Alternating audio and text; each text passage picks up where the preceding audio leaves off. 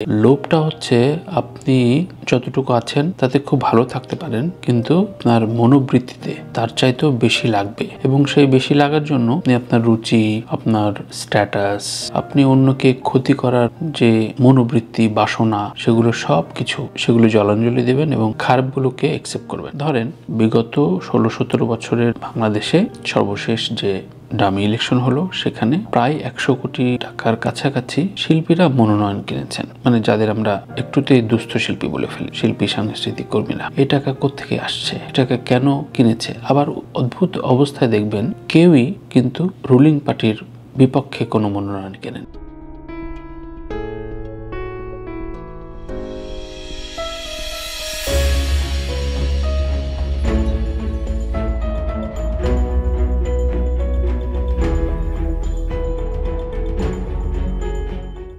দর্শক সবাইকে স্বাগত জানাচ্ছি সাদাসিধে কথায়। খুব স্বাভাবিকভাবে আমরা লোভ শব্দটি কাকে বলি, কি অর্থে বলি, যদি এই প্রশ্ন বা প্রসঙ্গটা আনি তাহলে দেখবেন যে লোভটা হচ্ছে আপনি যতটুকু আছেন তাতে খুব ভালো থাকতে পারেন, কিন্তু আপনার মনোবৃত্তিতে তার চাইতেও বেশি লাগবে এবং সেই বেশি লাগার জন্য আপনি আপনার রুচি, আপনার স্ট্যাটাস, আপনি অন্যকে ক্ষতি করার যে মনোবৃত্তি, বাসনা, সেগুলো জলাঞ্জলি দেবেন এবং খারাপগুলোকে অ্যাকসেপ্ট করবেন। কথাগুলো একটু কড়া শোনাচ্ছে, তাই না? কিন্তু আমরা যদি দেখি যে আমাদের বিগত অনেকগুলো বছর ধরে রাজনৈতিক নেতাদের পাশাপাশি আমাদের শিল্প সংস্কৃতিতে যারা রয়েছেন, কাজ করছেন, তারা প্রত্যেকে ভীষণভাবে লোভের বশবর্তী হয়েছে। এখন আমি কাকে দোষ দিবেন আপনি?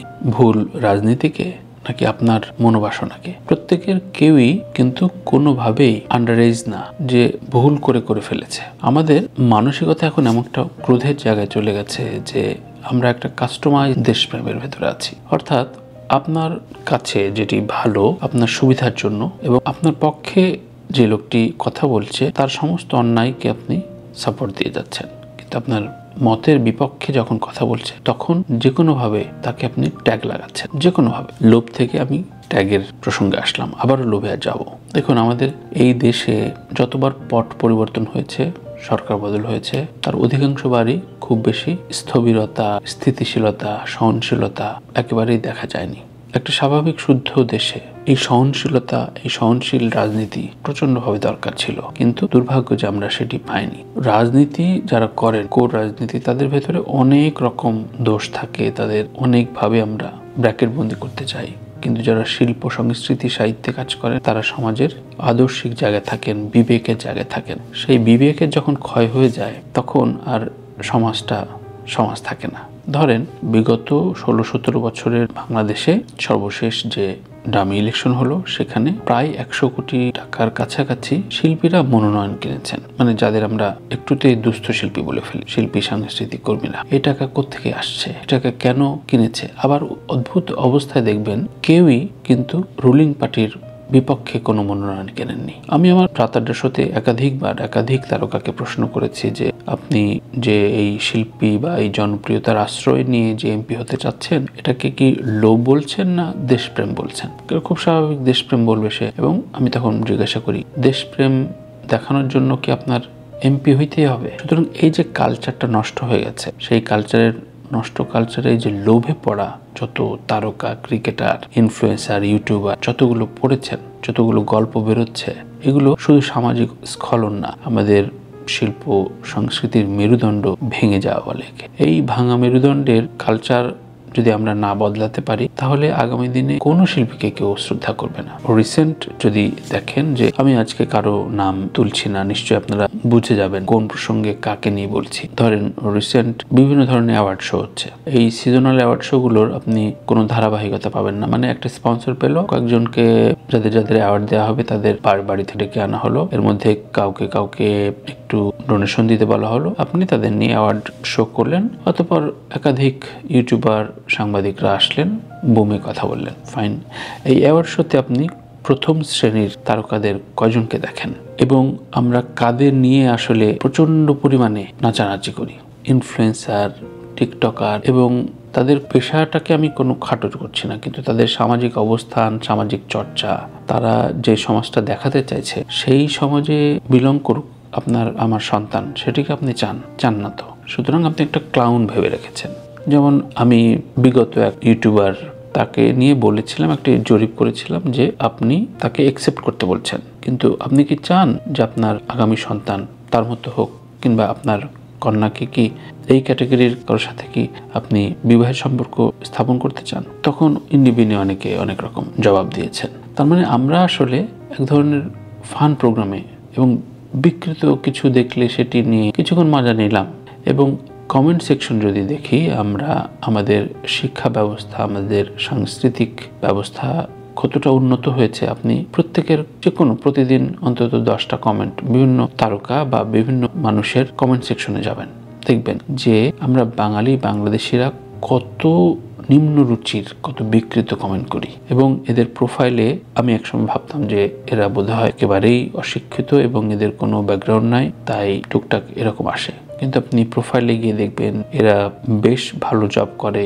কেউ কেউ ভালো ব্যাকগ্রাউন্ড থেকে পড়াশোনা করে। কিন্তু আমাদের এই যে মস্তিষ্কে কাউকে গালি দেয়া বা কাউকে অবদমন করা, যে কেউ একজন ভালো করলো তাকে তো আমরা এমনি অ্যাপ্রিসিয়েট করি না। অ্যাপ্রিসিয়েট করলে যদি আমার যদি কোনো ক্ষতি হয়ে যায়, ব্যাপারটা এরকম যে আমার সামনে কেউ ভালো করলো তাকে অসাধারণ, কি করেছেন এটি বললে কিন্তু ওর কিডনিতে সমস্যা হবে না, কিংবা ওর হৃৎপিণ্ড বের হয়ে যাবে না। কিন্তু আমাদের দেশে অধিকাংশ মানুষ কেউ কাউকে অ্যাপ্রিসিয়েট করে না, কেউ না।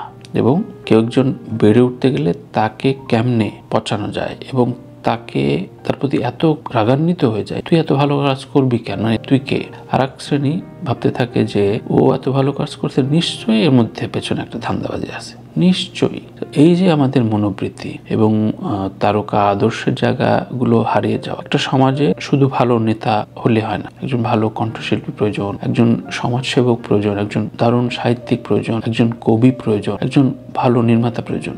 একজন একজন করে বলছি কারণ প্রত্যেকটা সমাজের স্তরে একজন সত্যজিৎ রায়, একজন কাশী নজরুল ইসলাম, একজন সুভাষ দত্ত, একজন শামসুর রহমান বা আল মাহমুদ, একজন হুমায়ুন আহমেদ কিংবা হাসান আজিজুল হক, আপনি এরকম একজন আইকন আপনার তৈরি করতে হবে, নাইলে ওই সমাজ রাষ্ট্র কখনো সুগঠিত হবে না। কিন্তু এই নিউক্লিয়াসগুলো কে ভাববে? আমরা নানান রকম সংবিধান বা অনেক রকম রাজনৈতিক সনদ বা অনেক কিছু করার চেষ্টা করছি, অবশ্যই তাতে দেশ ও দশের ভালোর জন্য করছি, কিন্তু এর পাশাপাশি শ্রদ্ধা, ভক্তি, অপরের প্রতি ভালোবাসা খুব প্রয়োজন আমাদের এখন। আর যখন কথা বলছি তখন আমাদের জাতীয় কবি কাজী নজরুল ইসলামের 49তম মৃত্যুবার্ষিকী।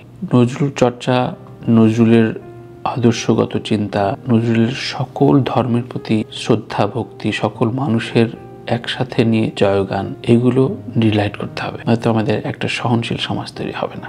আমি লোভ দিয়ে আজকে সাদাসিধে কথাটা শুরু করেছিলাম। লোভের প্রসঙ্গ এই জন্য আনলাম, আমাদের দেশে বিগত 2জন কিংবদন্তি ক্রিকেটার তারা ম্যান্ডেট কিনলেন এবং সেই ম্যান্ডেট ছাড়াও কিন্তু তাদের এলাকায় সমস্ত কাজকর্ম করতে পারতেন, কিন্তু নানানভাবে সেই ম্যান্ডেটটা কিনে একটি অবৈধ নির্বাচন এবং অবৈধ শক্তিকে, সরকারকে শক্তি প্রদান করতে চাইলেন যে না তারা সহি আছে। এর ভেতরে এর পেছনে হয়তো অনেক দুরভিসন্ধি থাকে, অনেকের হুমকি থাকে, অনেক প্রলোভন থাকে, কিন্তু আপনি সেই সব জায়গায় শির দ্বারা ঠিকঠাক রেখে না বললেই তো আপনি তারকা, না বললেই তো আপনি কিংবদন্তি, তাই না? আপনি কিছুই করবেন না, সব কিছুতে নুয়ে যাবেন, আপনি কোনো কিছুতে না করবেন না, সব সুবিধা নিতে থাকবেন, তাহলে তো আপনাকে কেউ আদর্শ ভাববেন না। আমাদের আগামী প্রজন্মের কাছে আদর্শগত চিন্তা শক্তি নিয়ে যে প্ল্যাটফর্ম, যে ব্যানার, যে পোস্টার বয় দরকার, সেসব মানুষ কমে যাচ্ছে বলতে একে একে নাই। আজ সালমান মুক্তাদির একটা দারুণ কথা বলেছে, একটু ব্যাড ওয়ার্ড ইউজ করেছে, কিন্তু ওর পয়েন্টটা খুব দারুণ, যে আমরা যে জুলাই আন্দোলনের যে স্টেক নেওয়ার চেষ্টা করছি, জুলাই আন্দোলনের মূল হিরো হচ্ছে যারা পঙ্গু হয়ে এখনো হাসপাতালে আছে, যে মায়ের বুকটা খালি হয়ে, যে ছেলে, যে মেয়েটি মারা গেছে, যে অন্ধ হয়ে আছে, যে এখনো বিভিন্ন হাসপাতালে চিকিৎসা অভাবে কাতরাচ্ছে, তারা মূল নায়ক। কিন্তু আমরা বিশাল বিশাল বিপ্লবী, বিশাল দেশের জন্য বিশাল কিছু করে ফেলতেছি এবং সুবিধা অসুবিধা সবকিছু নেওয়ার ভাগিদার, মানে অসুবিধা তো নেবেন না, মানে সুবিধা নেবেন এবং সুবিধা নেওয়ার জন্য আমরা সবসময় তৎপর। তাই প্রত্যেকটা সময়ে, প্রত্যেকটা আমলে যখন শিল্প সাহিত্যের মানুষগুলো সরকার দলীয় ব্যবস্থায় যখন নুয়ে পড়বে, তখন ভাববেন তার ভেতরে এক ধরনের তীব্র লোভের সঞ্চার হয়েছে, সেটি কখনোই দেশপ্রেম বলে গণ্য হবার কথা না। প্রিয় দর্শক, আমার কথার সাথে দ্বিমত বা সমালোচনার জায়গা থাকতে পারে, কিন্তু ওই যে বললাম, বিকৃত কমেন্ট দেবার মানুষদের মতো প্লিজ অযাচিত কোনো কথা বলবেন না। আসুন আমরা একটা সুন্দর আলোচনার প্ল্যাটফর্ম তৈরি করি। সাদাসিধে কথা আমি কথা বলি ঠিক এই উদ্দেশ্যেই। সবাইকে অনেক অনেক ধন্যবাদ।